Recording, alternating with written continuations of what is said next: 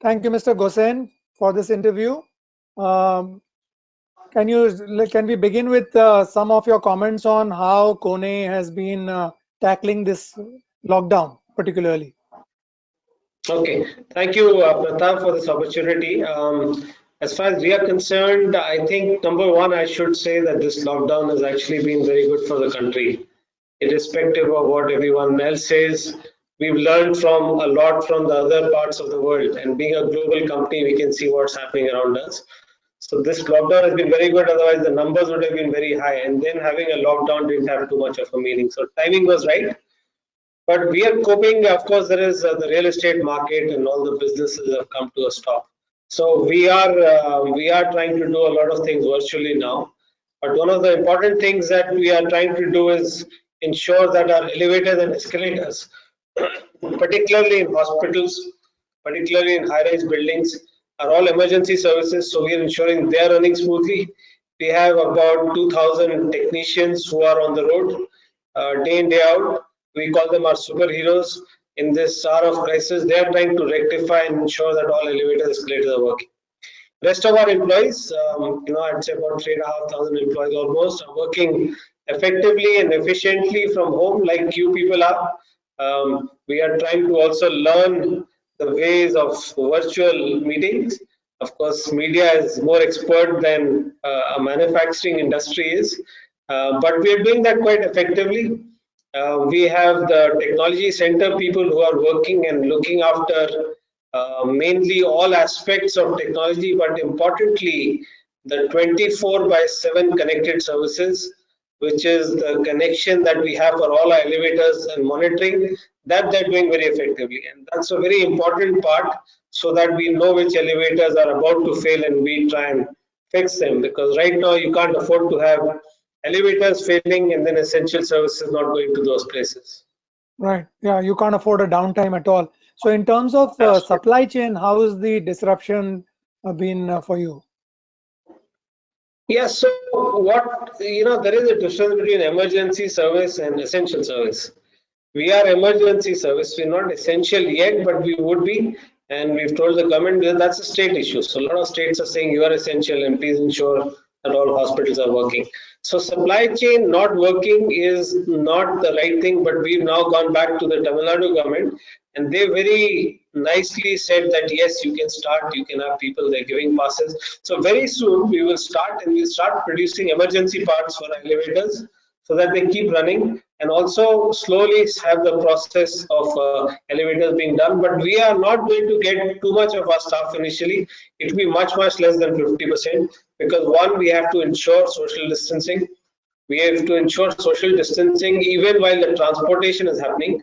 And we have to also ensure that they're producing parts very safely wearing all PPEs. So we have to set a rhythm first before we start getting even 50% of the people. And these days will help us that till the What about lockdown imports? opens. Do you all have components coming from overseas? Yeah, we do have components, as from many countries, including China. Right now, because the elevator industry is almost at a standstill, except emergency parts which we have stock of. So we are not relying on imports to manufacture. But yes, I think most of our manufacturing happens in India. We are more, I think, dependent on Indian suppliers itself rather than overseas. So therefore, our reliance on imports is not as much. A little bit, but yeah, we can easily cope with it. Amit, the interesting part is that even though industries might get permission, such as yours, where you have what happens to the small and medium enterprises who are servicing you or providing you components and parts, they may not be able to maintain this kind of social distancing and other norms of the government.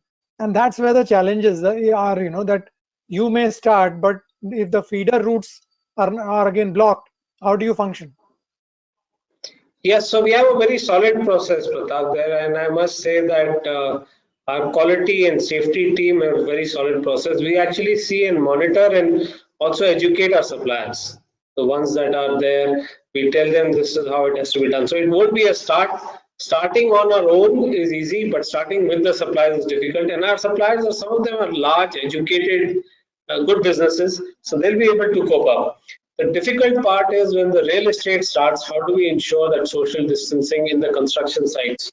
For for us, for KONE, we have a global process to do that in a very, very rigid and solid process to ensure everybody is wearing PPEs and everybody is safe.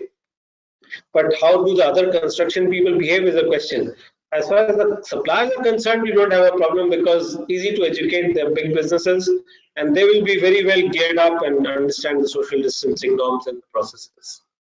Like you mentioned, real estate is, of course, it was already in a soup earlier prior to COVID, and now it may be even further, sort of into a deeper state of, paralysis. But there are certain segments within real estate, say, for example, industrial spaces, and obviously, again, commercial spaces are hurt, but then healthcare spaces and such others. So, which sectors are you looking at going forward in the coming 6 to 9 months would be areas that you would focus on? Pratap, I think you're right. Residential and all our real estate started picking up last year, and then this year it became slightly slow because of liquidity issues and with what was happening to the banks. So you're right, it was under stress. But before that, it was under stress for a long time, then started reviving.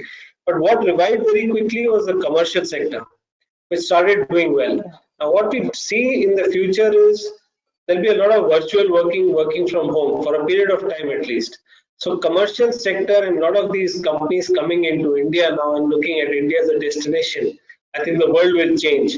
And with government's focus on Make in India, we will actually see these companies coming in and having offices as well, which will have some social distancing norms, maybe for the short term. I don't know about the long term. So that sector will do well even now. Residential sector will take time to come back because again the government's housing for all strategy will have to maybe undergo a little bit of a change, but the government has to ensure and kickstart the economy, and real estate is a huge part of it. It's one of the big employers.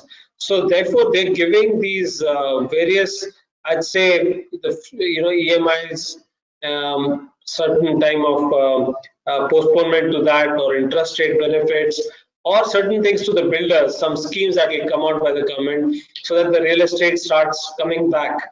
So commercial, hospitals would be the big thing. So that industry, medical industry would be a big thing. Residential will come back eventually because everybody needs a house, but it might take 3 or 4 months extra.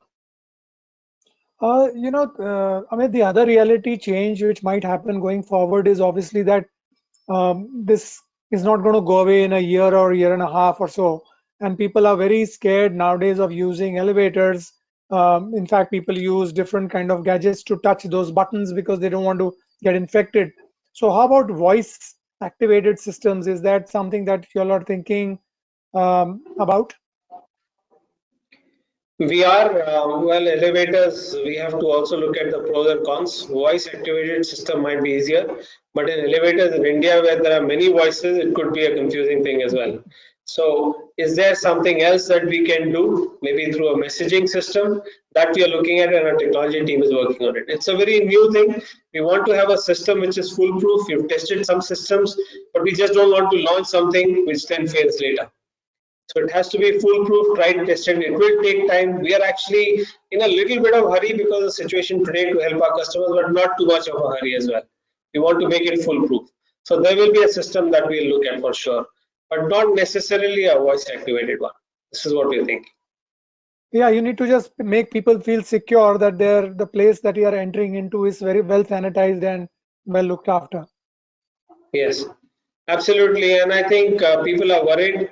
The important thing will be this won't go off, like you said, in 6 to 12 months, but there would be some dose that will come up because this is a real pandemic after a long, long time. So I'm sure that, only that a dosage or some medicine or something which actually stops the coronavirus from spreading would be the only way out. And I think things will only become normal after that. But till that time, there'll be social distancing. People will look at various ways to press the buttons in the elevators, etc., which is happening even today. And I think that process will continue. But we will, in the meantime, also try and become a little bit more innovative to see how elevators can be used more effectively with social distancing norms and with the buttons. and we'll see some solution to it shortly. So one last question, Amit. What is your timeline? You believe, of course, nobody knows the real answer to this, but just for your just to know your assessment, what do you think is the timeline for normalcy to return? Normalcy, very difficult in the short term. I can't even answer that. I think various experts are saying various things. We read various messages, so I won't go into that because they're all perceptions.